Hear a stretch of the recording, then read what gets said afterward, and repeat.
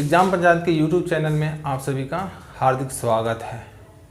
दोस्तों, हम लोग भारत का संवैधानिक विकास पढ़ रहे थे, जिसके अंतर्गत हम लोग अभी जो हम लोग का वर्तमान संविधान है कैसे बना, कितने सदस्य संविधान सभा का गठन कैसे हुआ और संविधान बनाने की प्रक्रिया हम लोग पढ़ रहे थे।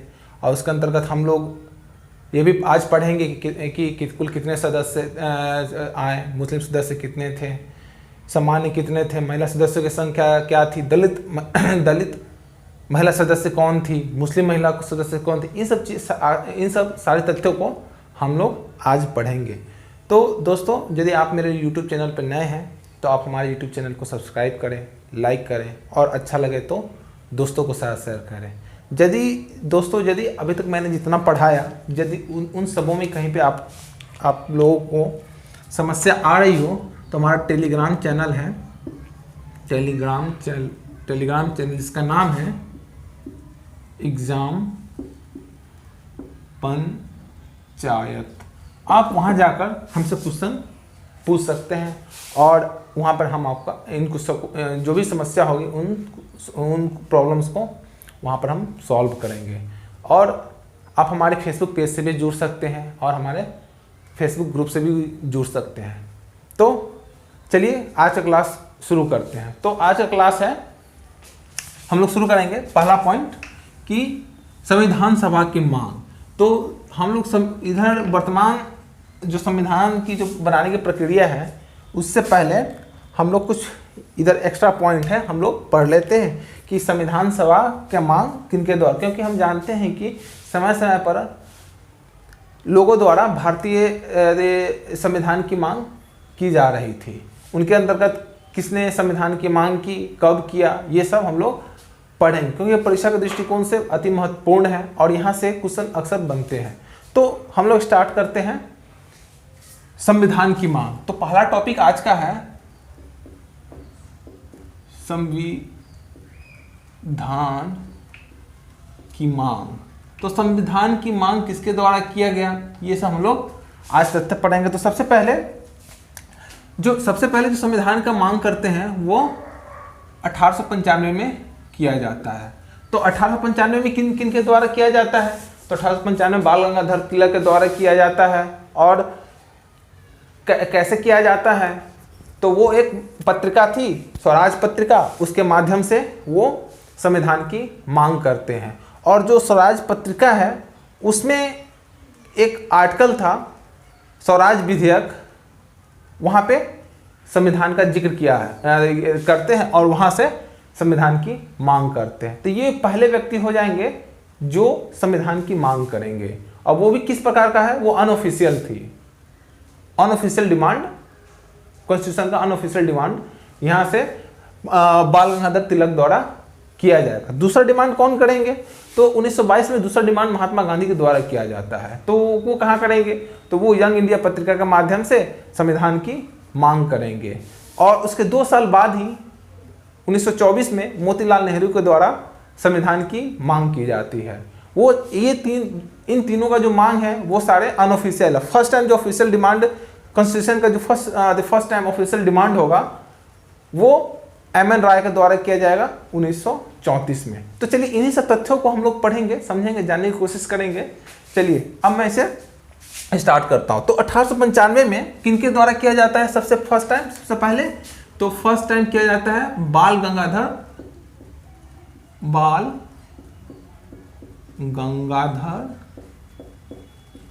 तिलक के द्वारा किया जाता है संविधान की मांग।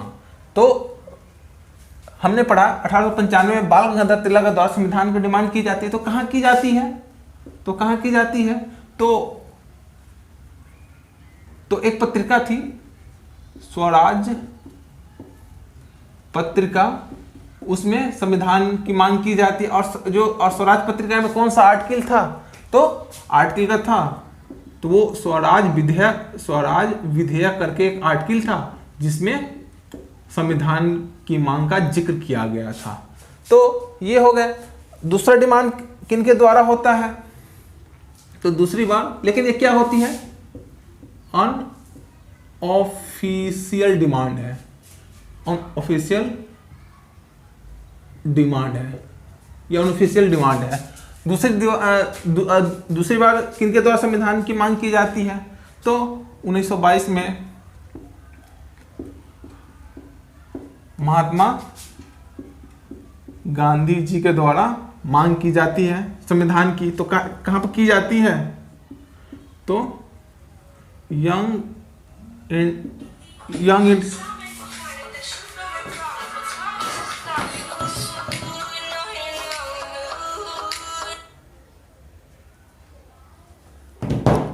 तो यंग इंडिया पत्रिका के माध्यम से की जाती है, यंग इंडिया पत्रिका के माध्यम से की जाती है। और थर्ड टाइम कब किया जाता है? थर्ड टाइम किनके द्वारा किया जाता है? तो ये 1922 है। थर्ड टाइम 1924 में मोतीलाल नेहरू के द्वारा संविधान की मांग की जाती है। तो चलिए, ये मैंने 3 बताया, लेकिन इन तीनों में क्या खासियत है? तो ये तीनों में ये खासियत है, ये ऑफिशियल डिमांड नहीं है।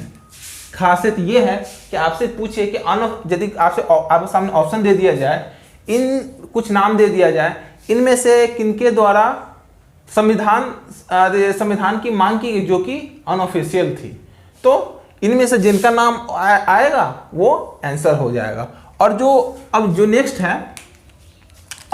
है कि आप देखिए, अब जो इसके 10 साल बाद 1934 में जो डिमांड की जाएगी एम.एन. रॉय के द्वारा, याद रखिएगा इनका नाम, एम.एन.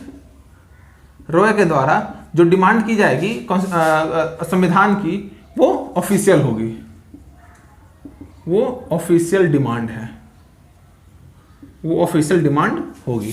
तो याद रखिएगा, ये तो सबसे वीवीआई पॉइंट है, ये हमेशा एग्जाम में दिख जाएगा आपको, ये हमेशा एग्जाम में दिख जाएगा। तो मैंने पढ़ाया कि 1895 में बाल गंगाधर तिलक के द्वारा पहली बार संविधान की मांग की जाती है। तो कहाँ की जाती है? तो स्वराज पत्रिका में मांग की जाती है। और स्वराज पत्रिका के कौन से आर्टिकल में? तो स्वराज विधेयक नामक आर्टिकल में की जाती है।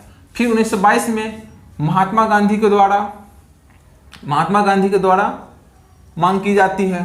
फिर 1924 में मोतीलाल नेहरू के द्वारा मांग की जाती है। इन तीनों में सिमिलरिटी क्या है? एक तरह का, ये तीनों अनऑफिशियल है।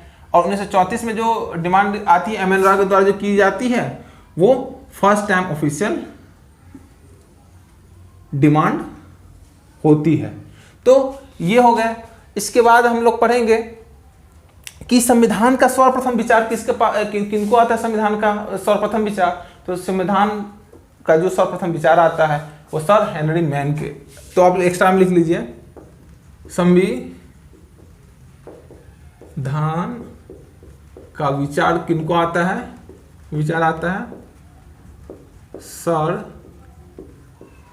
हेनरी मैन को सर्वप्रथम संविधान का विचार आता है। तो आप लोग इसे नोट कर लीजिए, क्योंकि यह पॉइंट सबसे इंपॉर्टेंट है, ये अक्सर आपको दिख जाएगा। ये पॉइंट ये भी महत्वपूर्ण है, और ये पॉइंट, ये 3 से तो क्वेश्चन अक्सर आपको एग्जाम में मिल जाएंगे। अक्सर आप एग्जाम में इनसे क्वेश्चन पूछता ही है। तो आप लोग इन पॉइंट को ध्यान रखिएगा। अब चलते हैं नेक्स्ट पॉइंट की ओर। अब संविधान सभा के गठन के बारे में हम लोग पढ़ेंगे। तो हम लोग अब संविधान सभा के गठन के बारे में पढ़ेंगे। तो कितने लोगों ने, कितने सदस्य चुन के आते हैं, चुनाव का आधार क्या होता है, कितने सदस्य कितने जगहों से चुनकर आते हैं, महिला सदस्यों की संख्या कितनी थी, इन सब आदि बिंदुओं को हम लोग अच्छे से डिटेल में पढ़ेंगे। तो अब हम लोग पढ़ेंगे संविधान सभा। तो हम लोग अब स्टार्ट करेंगे संविधान सभा।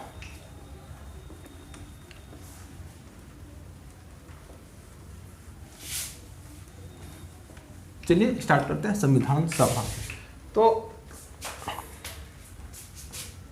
तो संविधान और सभा, ये 2 शब्द से बना है संविधान सभा। संविधान और सभा। संविधान कहने का तात्पर्य यह है कि ऐसे नियम कानून का संग्रह जिसके आधार पर हमारा देश चलेगा। और सभा मतलब कि ग्रुप ऑफ पीपल, लोगों का समूह द्वारा जो संविधान बनाया जाएगा, उन लोगों के समूह को हम लोग संविधान सभा कहते हैं। तो चलिए स्टार्ट करते हैं। संविधान सभा का गठन कैसे होता है? तो आप लोगों को पता होगा कि सभी प्रांतों से 389 सदस्य चुनकर आते हैं। 389 सदस्य चुनकर आते हैं। तो 389 सदस्य चुनकर आते, कहाँ से आते हैं? कितने ब्रिटिश प्रांत से रहते हैं, कितने राजा रजवाड़े से होते हैं, तो इन सब चीज़ों को पढ़ेंगे। तो इसमें से 289 में 292 प्लस 4, मैंने 292 प्लस 4 क्यों लिखा? क्योंकि 292 ब्रिटिश प्रांत से आते हैं और 4 ब्रिटिश कमिश्नरी से आते हैं, और इधर 93 सदस्य राजा रजवाड़ों से आते हैं। तो मैं यहाँ लिख देता हूँ कि 93 सदस्य राजा रजवाड़ों से, या हम बोल सकते हैं देसी रियासतों से आते हैं। देसी रियासतों से आते हैं, ये ब्रिटिश भारत से इतने को लिए जाते हैं। ब्रिटिश भारत से इतने सदस्य चुने जाते हैं। तो और ये 4 क्या है? तो 4 है ब्रिटिश कमिश्नरी। तो ये 4 ब्रिटिश कमिश्नरी हैं। तो याद करने का एक ट्रिक है, मैं यहाँ पर लिख रहा हूँ, आप लोग देखिए कितना सिंपल हो जाएगा याद करना। तो 4 में इसको हम लोग ABCD लिख देते हैं। ठीक, तो ABCD लिखने का मतलब यह था, A से अजमेर, B से बलूचिस्तान, C से कुर्ग और D से दिल्ली। तो ये 4 ब्रिटिश कमिश्नरी होते हैं, प्लस 292 ब्रिटिश भारत से आते हैं, 93 राजा रजवाड़ों से। अब क्वेश्चन यह उठता है कि जो 389 है वो किस प्रकार के चुनाव प्रणाली के द्वारा चुन के आते हैं? तो जो 389 सदस्य होते हैं वो अप्रत्यक्ष निर्वाचन प्रणाली द्वारा चुन कर आते हैं। तो अप्रत्यक्ष निर्वाचन प्रणाली द्वारा चुन कर आते हैं। और चुनाव की प्रक्रिया क्या होती है? तो जो चुनाव की प्रक्रिया होती है, एकल संक्रमणीय मत प्रणाली द्वारा चुनकर आते हैं। तो एकल संक्रमणीय मत प्रणाली द्वारा चुनकर आते हैं, तो कहने का मतलब कि एकल संक्रमणीय मत प्रणाली, मैं आपको राष्ट्रपति जब मैं पढ़ाऊंगा तो वहां मैं डिटेल में पढ़ाऊंगा, क्योंकि यदि मैं अभी पढ़ा दूं तो सारे हौच पौच हो जाएंगे, इधर भी गायब हो जाएंगे, वो भी गायब हो जाएंगे। तो जैसे जैसे मुझे लगेगा कि कोई उस पॉइंट को बताने की ज़रूरत है, अभी घबराने की जरूरी नहीं है, मैं धीरे धीरे सारे कॉन्सेप्ट को क्लियर करता चला जाऊंगा। और आप विश्वास कीजिए, आप अपने आप में इम्प्रूवमेंट देखिएगा, क्योंकि एक साथ बताने से कोई टीचर वहाँ नहीं होता है। मतलब स्टेप बाय स्टेप बताकर ही यदि कोई बच्चा कोई चीज़ को समझ जाए तो वो ज़्यादा अच्छा होता है। और हाँ, मैं ये भी बताता हूँ कि अधिक जानने की कोशिश मत कीजिए, कोई चीज़ जैसे जैसे हो रहा है वैसे वैसे पढ़िए, आप देखिएगा कि सारा कॉन्सेप्ट धीरे धीरे क्लियर होता चला जाएगा। तो यहाँ पे थे कि एकल संक्रमणीय मत प्रणाली के आधार पे टोटल 1585 जगहों से 389 सदस्य का चुनाव होता है। तो ये जो 389 जो सदस्य का चुनाव होता है वो कहाँ से होता है? तो आप 1585 सदस्य चुनाव होता है। आप लोग को जानकारी होगी 389 सदस्य कहाँ से आते हैं और कैसे आते हैं। तो एकल संक्रमणीय मत प्रणाली के द्वारा, प्रत्यक्ष निर्वाचन के द्वारा आते हैं। और जो 389 सदस्य आते हैं, जो चुनाव का आधार क्या रहता है, इसके चुनाव का आधार, तो इसके चुनाव का जो आधार रहता है, चुनाव का आधार जो रहता है वो रहता है 10 लाख जनसंख्या पर एक सीट, 10 लाख जनसंख्या पर एक सीट। तो यह हो गया 10 लाख जनसंख्या पर एक सीट। तो और अभी तक हम लोगों ने पढ़ा है कि भारतीय संविधान सभा में कुल कितने मेंबर होते हैं, तो 389 में 292 ब्रिटिश भारत प्लस 4 ब्रिटिश कमिश्नरी से आते हैं, 93 राजा रजवाड़ों देसी रियासत से आते हैं। तो और किस प्रकार का चुनाव होती है, तो अप्रत्यक्ष निर्वाचन प्रणाली के द्वारा एकल संक्रमणीय मत प्रणाली के जरिए 1585 जगहों से 389 सदस्य आते हैं।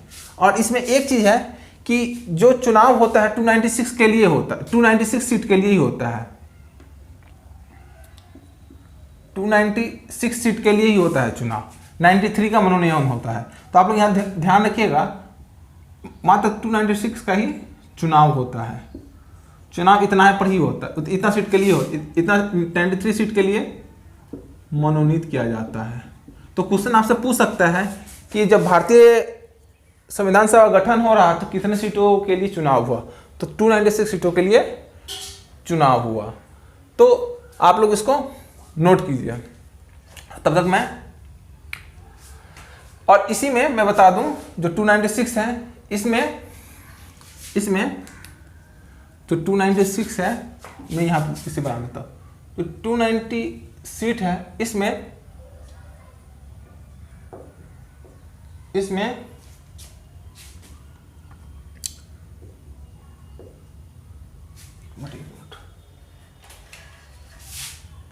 महिलाओं की संख्या कितनी होती है, महिलाओं की संख्या, तो इसमें महिलाओं की संख्या 15 होती है। एससी की संख्या कितनी होती है, तो एससी की संख्या 26 होती है, और एसटी की संख्या कितनी होती है, तो 33 होती है। तो आप इन पॉइंट को भी ध्यान में रखिएगा। तो आप लोग इसको पहले नोट कर लीजिए। और इसमें एक और चीज मैं बता दूं, साथ ही साथ सामान्य जो लोग आते हैं 213, मुस्लिम जो आते हैं वो 79, और सिख समुदाय से कितने आते हैं, तो सिख समुदाय से 4 आते हैं। तो ये भी आप लोग यहां से नोट कर लीजिए। तो अभी तक मैंने बताया कि टोटल 389 सदस्यों का चुनाव होता है, जिसमें 93 का मनोनयन राजा रजवाड़ों देसी रियासत से आते हैं, 292 और +4 जो 4 ब्रिटिश कमिश्नरी अजमेर बलूचिस्तान,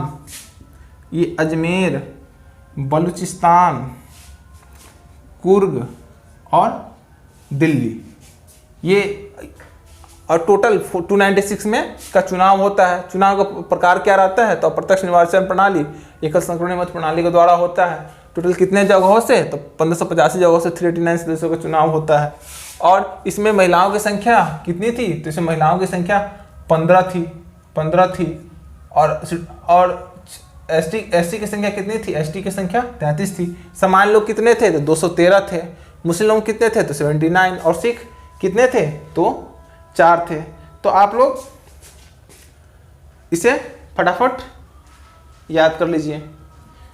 और एक और चीज, जो राजा रजवाड़े से यहीं पे मैं लिखा दे रहा हूँ, जो राजा रजवाड़े से आती है, इसमें महिला सदस्य कौन होती है, महिला सदस्य भी केवल राजा ही नहीं थे, महिला भी आई थी इसके साथ। तो एनी मस्कर्णी, याद रखिएगा, एनी मस्कर्णी जो महिला सदस्य थी, उनका नाम था एनी मस्कर्णी। तो आप लोग इसे नोट कर लीजिए। और यह पॉइंट बहुत वीवीआई पॉइंट है, ये एग्जाम में दिख जाएगा। यह पॉइंट सबसे वीवीआई है। कुल सदस्यों की संख्या, ये वीवीआई पॉइंट है। कैसा प्रणाली था, चुनाव का प्रकार, अप्रत्यक्ष निर्वाचन, ये वीवीआई पॉइंट सब है। और ये वीवीआई तो है ही, ये दोनों। तो आप लोग इसे नोट कर लीजिए, फटाफट आप लोग इसको नोट कर लीजिए। अब हम लोग पढ़ेंगे कि मुस्लिम सदस्यों की संख्या कितनी थी, तो 15 थी।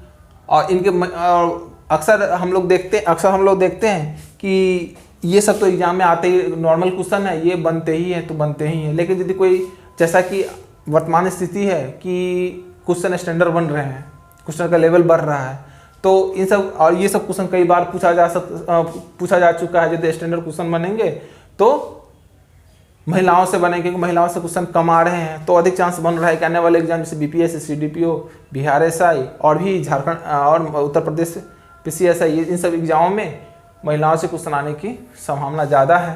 तो आप थोड़ा हम लोग महिलाओं के बारे में डिटेल पढ़, कुछ महिला जैसे हो गए एनी मस्करी, दक्षिणानी बेला युद्ध हो गई, बेगम अयाज रसूल हो गई, सुचित्रा कृपलानी हो गई, इन सब के बारे में थोड़ा डिटेल्स में पढ़ने की कोशिश करेंगे। तो चलिए शुरू करते हैं इधर आज का क्लास। जो बाकी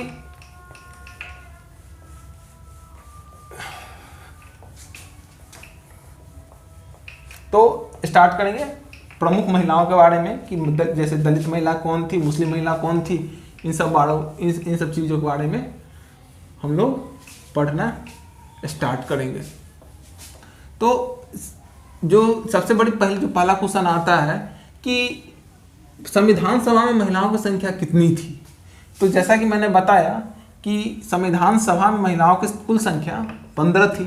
उनमें से जो प्रथम बैठक होती है संविधान सभा की, तो उसमें कितने सदस्य शामिल होते हैं, ये अक्सर एग्जाम में पूछा जाता है कि जो संविधान सभा की पहली बैठक होती है उसमें कितने महिलाओं ने शिरकत किया था, वो अपनी उपस्थिति दर्ज कराई थी। तो इसका आंसर हो जाएगा 9 महिला ने की थी। तो स्टार्ट करते हैं। कुल महिला सदस्यों की संख्या कितनी थी, 15 थी। और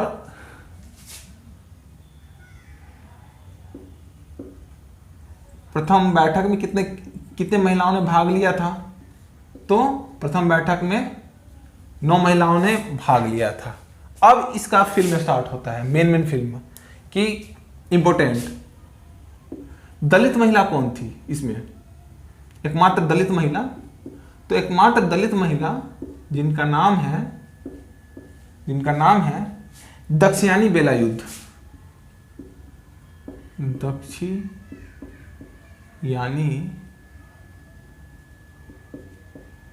बेला युद्ध, जो कि एकमात्र दलित महिला होती है संविधान सभा में। वैसे तो दलित बहुत थे, लेकिन महिला में एकमात्र दलित महिला यही थी, एकमात्र दलित महिला थी।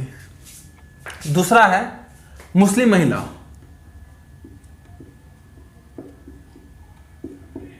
मुस्लिम महिला, तो मुस्लिम महिला कौन थी, तो मुस्लिम महिला थी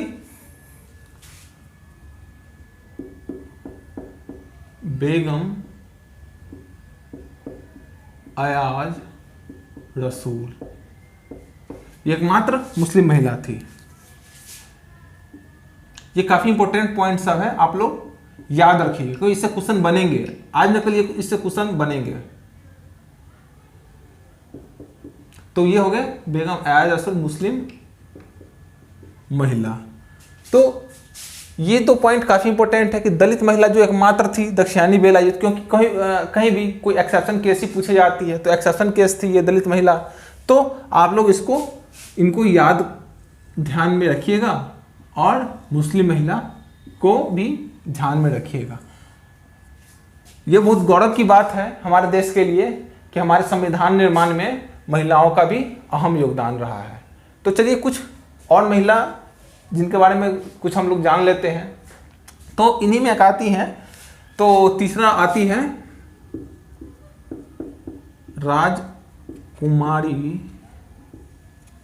राजकुमारी अमृत कौर। आप लोग देखिएगा कि जब दिल्ली एम्स जाइएगा तो वहाँ पे लिखा रहता है कि राजकुमारी अमृत कौर ओपीडी। तो इनके बारे में कुछ पॉइंट्स हम लोग जान लेते हैं जो अक्सर एग्जाम में पूछे जाते हैं, और कुछ एक्स्ट्रा पॉइंट्स भी हम लोग इस पे ऐड करेंगे। तो सबसे पहला पॉइंट है, जो सबसे पहला पॉइंट है, भारत की पहली महिला केंद्रीय मंत्री, जो भारत की पहली महिला केंद्रीय मंत्री हैं वो है राजकुमारी Amrita Kaur.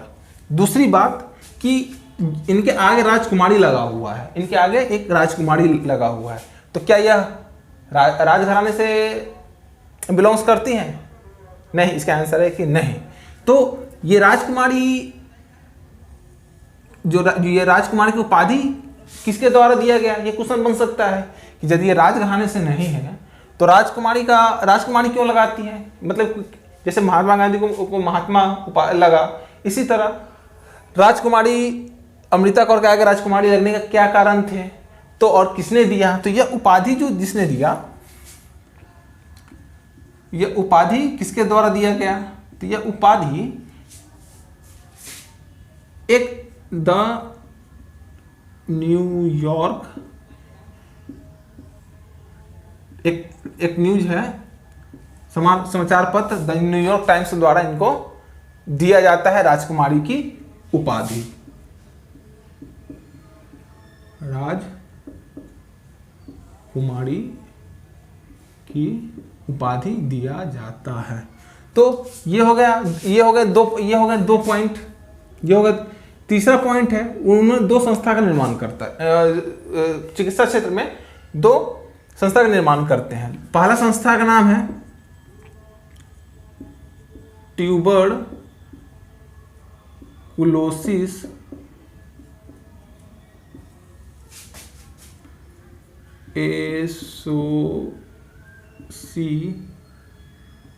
Association of India का निर्माण करते हैं वो, इंडिया का। और दूसरा central leprosy and research centre का स्थापना करते हैं। तो हम लोगों ने पढ़ा कि राजकुमारी अमृता कौर की उपाधि द न्यूयॉर्क टाइम देती है। उन्होंने दो संस्था ट्यूबरकुलोसिस एसोसिएशन ऑफ इंडिया और central leprosy and research centre जैसे संस्था का निर्माण करती है। तो अब आते हैं हम लोग तीसरा जो मुख्य महिला है जिनको हम लोग जानते हैं वो है विजया लक्ष्मी पंडित। तो हम लोग विजय लक्ष्मी पंडित के बारे में इसे मात्र एक बात जो आप एग्जाम में देखने को मिल जाएगी, वो यूएन की पहली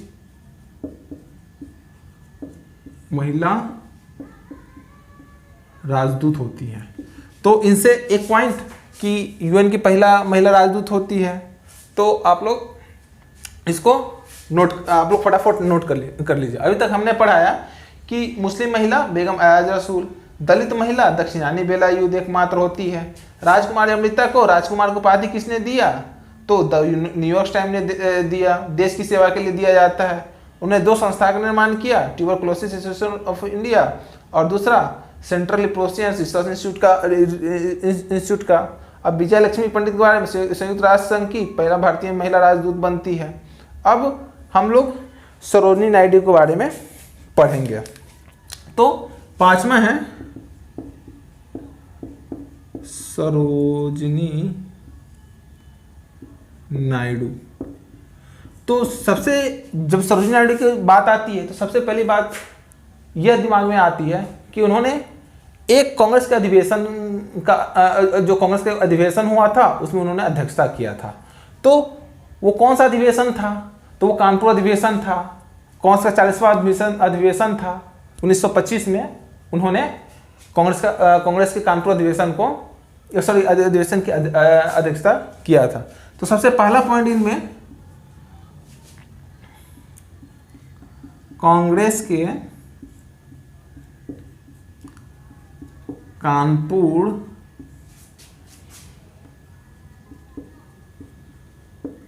अधिवेशन की अध्यक्षता करते हैं। तो कौन से कैवा था? 40वां था, 40वां था, 40वां था। कब था? 1925, स्थान कानपुर। तो इसके बारे में कुछ कांग्रेस के जो 40वां अधिवेशन के बारे में कुछ बता दूं।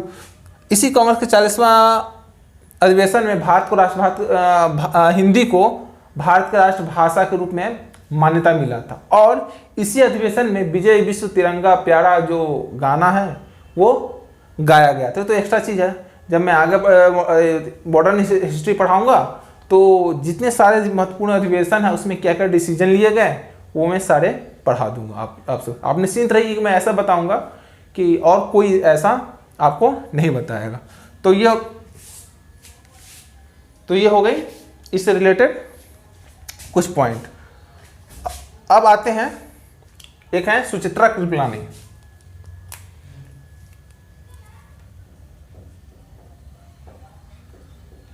सुचित्रा कृपलानी, तो इनके बारे में एक चीज है, पहली महिला मुख्यमंत्री। तो आप लोग इसे याद रखिएगा कि सुचित्रा कृपलानी के बारे में कि ये पहली महिला मुख्यमंत्री थी। और इनका क्या था, तो सबसे किस लिए जाना जाता है कि इनके भारत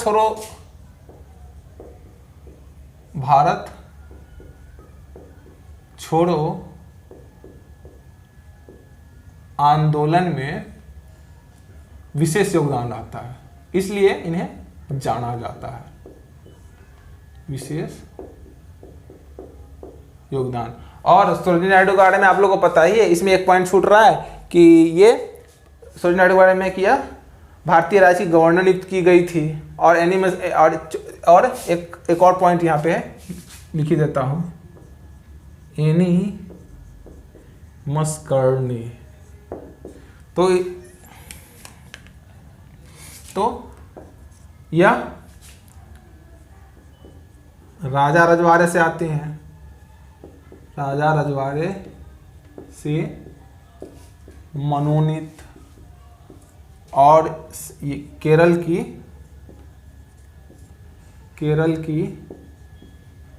पहली महिला सांसद है। तो दोस्तों हम लोगों ने पढ़ा अभी तक कि कुल सदस्यों की संख्या 15 रहती है। प्रथम बैठक में 9 महिला सदस्य शामिल होती हैं। दलित महिला दक्षिणानी बेलायुद्ध होती हैं जो एकमात्र दलित महिला होती हैं। उसके बाद मुस्लिम महिला बेगम एयाज रसूल होती हैं। राजकुमारी अमृता कौर को न्यूयॉर्क टाइम्स ने देश की सेवा के लिए राजकुमारी की उपाधि से नवाजती है।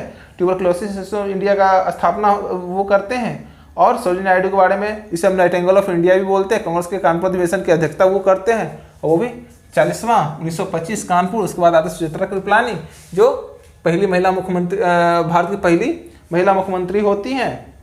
और भारत छोड़ो आंदोलन में उनका विशेष योगदान रहता है। और एनी मस्कर्नी राजा रजवाड़े से आती है, केरल की पहली महिला सांसद बनती है।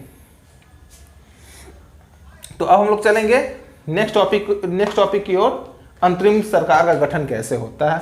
तो हम लोग स्टार्ट करते हैं अंतरिम सरकार। आप लोगों को पता होगा कि जब कैबिनेट मिशन आती है भारत आती है तो वह मतलब क्या 16 मई को वे अपना योजना प्रस्तुत करते हैं भारतीयों के समक्ष। और आते कब है, तो 24 मार्च को आते हैं भारत, और 16 मई को वो अपनी योजना प्रस्तुत करते हैं। तो उस योजना में क्या रहता है, उस योजना में 3 प्रमुख बात रहती है। पहली बात यह रहती है कि भारत का अपना संविधान होगा। दूसरा था कि अंतरिम सरकार का गठन होगा। तीसरा पॉइंट यह रहता है कि संविधान सभा गठित करने की योजना रहती है। तीसरा पॉइंट, तो इन तीनों में हम लोगों ने संविधान सभा के गठन होने की योजना पढ़ लिया। संविधान का विकास हो ही रहा है। अब हम लोग पढ़ेंगे अंतरिम सरकार के बारे में कि इंटरिम गवर्नमेंट कैसे बनता है। तो चलिए हम लोग स्टार्ट करते हैं। अंतरिम सरकार हम लोग स्टार्ट करते हैं। अंतरिम सरकार का गठन कैसे होता है। तो दोस्तों अंतरिम सरकार के गठन के लिए आपको पता है कि कैबिनेट मिशन आती है, वो अपना प्रस्ताव 16 मई को रखती है, जिसमें कहा जाता है कि भारत का अपना संविधान होगा, दूसरा अंतरिम सरकार का गठन होगा, तीसरा कि संविधान सभा बनाने की योजना के सामने प्रस्तुत करते हैं। तो इन सब चीज़ों को देखते हुए 1 अगस्त 1946 को जो भारत के उस समय वायसराय थे वेवेल, वे भारतीय राष्ट्रीय कांग्रेस को, क्योंकि कैबिनेट मिशन का तो बहिष्कार कर दी रहती है मुस्लिम लीग, लेकिन क्योंकि उनको पाकिस्तान की मांग मतलब सांप्रदायिक आधार पे एक अलग देश की मांग ठुकरा दी जाती है, तो मुस्लिम तो नहीं थी, इसलिए जो पंडित नेहरू को सरकार बनाने के लिए आमंत्रित करती है। तो इसमें मेन 2 पहलू है। 1 अगस्त को जब वेवेल द्वारा जब अंतरिम सरकार गठित करने को आमंत्रित की जाती है, तो एक मतलब इसके 2 भाग, मतलब एक भाग में आप देखिएगा कि जब बिना मुस्लिम लीग की अंतरिम सरकार बनेगी, और इसी में जब दूसरा पार्ट होगा कि मुस्लिम लीग के जब मुस्लिम मतलब वेवेल के प्रयास से जब मुस्लिम लीग शामिल हो जाएगी संविधान सभा में, तब अंतरिम सरकार क्या होगी। ये 2 प्रमुख बात है। तो इन्हीं सब बातों को हम लोग पढ़ेंगे। चलिए अब स्टार्ट करते हैं। अंतरिम सरकार, अंतरिम सरकार हम लोग पढ़ेंगे। तो अंतरिम सरकार में सबसे पहले हम पढ़ेंगे कैबिनेट मिशन। कब आती है भारत? 24 मार्च 1946 को आती है। 24 मार्च 1946 को आती है। तो और अपना योजना कब भारतीय को समक्ष, योजना प्लस प्रस्ताव भारतीय को समक्ष कब रखते हैं? तो वे 16 मई 1946 को रखते हैं। जैसा कि मैंने बताया, अब जब कैबिनेट मिशन आती है तो उसमें कितने, योजना में 3 भाग थे। फिर से मैं बता रहा हूं, इसमें 3 भाग थे। पहला भाग था भारत का संविधान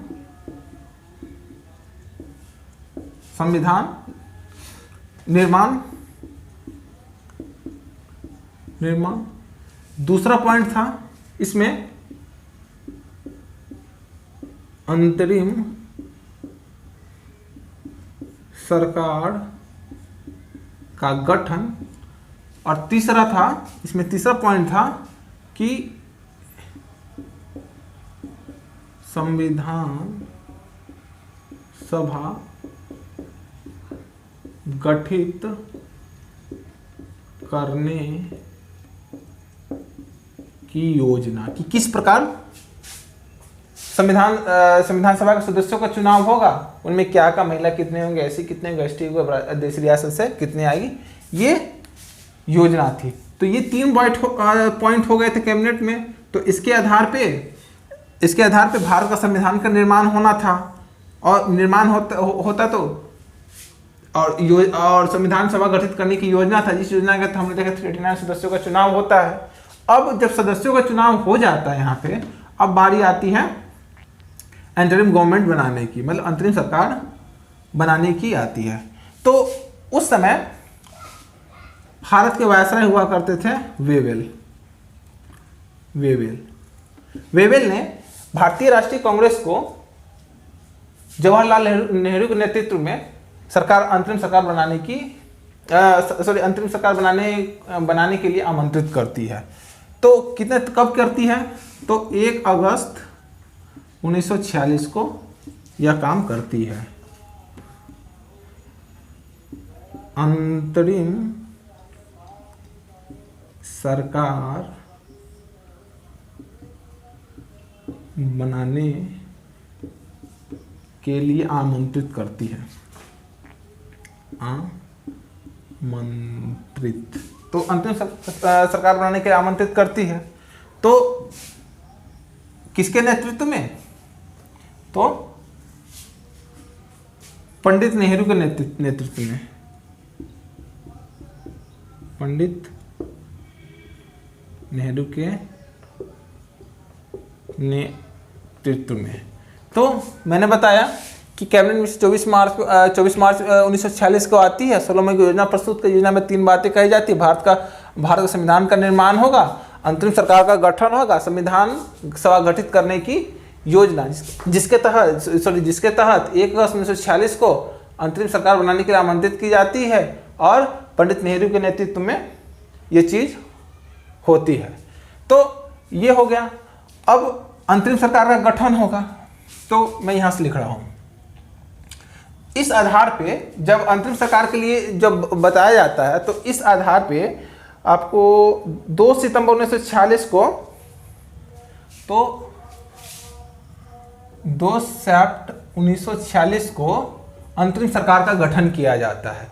तो मैंने पहले ही आपको बताया कि जो सरकार का जो निर्माण होगा 2 फेज में होगा। एक जब मुस्लिम लीग साथ में होगी, दूसरा जब पहला कि जब मुस्लिम लीग साथ नहीं होगी, और दूसरा जब मुस्लिम लीग साथ होगी। तो आप लोग ध्यान से रखिएगा कि की जाती है, तो अंतरिम सरकार की गठन की जाती है,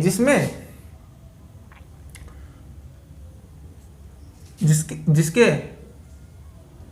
अध्यक्ष वेवेल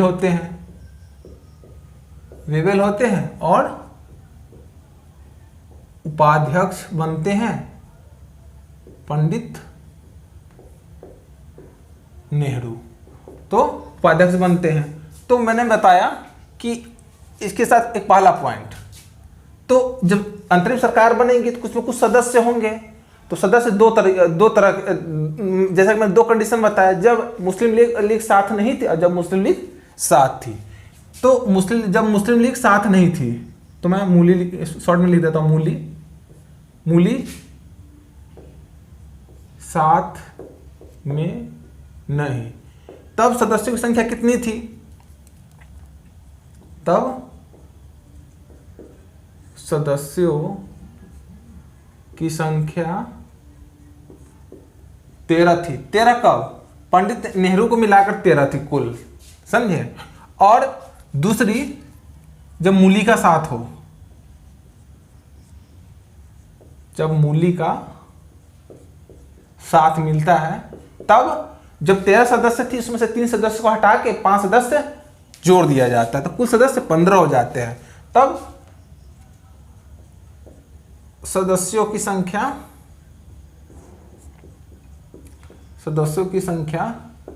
15 हो जाती है। तो मैंने बताया कि जब मुस्लिम लीग साथ में नहीं होती है तब सदस्यों की संख्या 13 होती है, और जब मुस्लिम लीग साथ होती है तब सदस्यों की संख्या 15 होती है। 3 सदस्यों को हटाकर 5 सदस्य ऐड कर दिया जाता है। तो ये जब मुस्लिम कब साथ में आती है, तो ये साथ में आती है 27 अक्टूबर 1946 को। कितने सदस्य को रिप्लेस किया जाता है? 3 सदस्य को रिप्लेस करके 5 सदस्य को ऐड कर लिया जाता है। तो ये हो गई। तो अब ये तो हो गई आज की क्लास। बाकी किन सदस्यों को जो 3 सदस्य हटाए जाते उसमें कौन थे, कितनों को ऐड किया जाता है, और बाकी संवैधानिक प्रक्रिया सब हम अब नेक्स्ट क्लास में पढ़ेंगे कि कैसे बना। तो कैसा लगा ये वीडियो, तो आप जरूर बताइए, कमेंट बॉक्स में कमेंट करके जरूर बताइए कि आपको यह क्लास कैसा लगा। यदि अच्छा लगे तो सब्सक्राइब, लाइक, शेयर आप जरूर कीजिएगा, और खासकर दोस्तों को शेयर कीजिएगा। और दोस्तों, जो मेरा वीडियो लाने का मेन उद्देश्य यह था कि सारे जो मेन पॉइंट है आपको मैं बता दूं, क्योंकि आजकल कोई भी यूट्यूब आप उठा कर देख लो, कहीं पर भी एक जगह सारे जितने मटेरियल है वो प्रोवाइड नहीं करते हैं। वो करने का उद्देश्य यह होता है कि यदि वो सारे मटेरियल आपको प्रोवाइड कर देंगे तो उनका दुकान बैठ जाएगा। तो इन्हीं सब कारणों से मैं इतना डिटेल में पढ़ा रहा हूँ, और शायद आप लोगों को डाइजेस्ट भी नहीं हो रहा होगा, ये सब चीज़ डाइजेस्ट भी नहीं हो रहा है। और दोस्तों मानिए कि आपने यदि ये डाइजेस्ट कर लिया जितना मैं पढ़ाया, आपके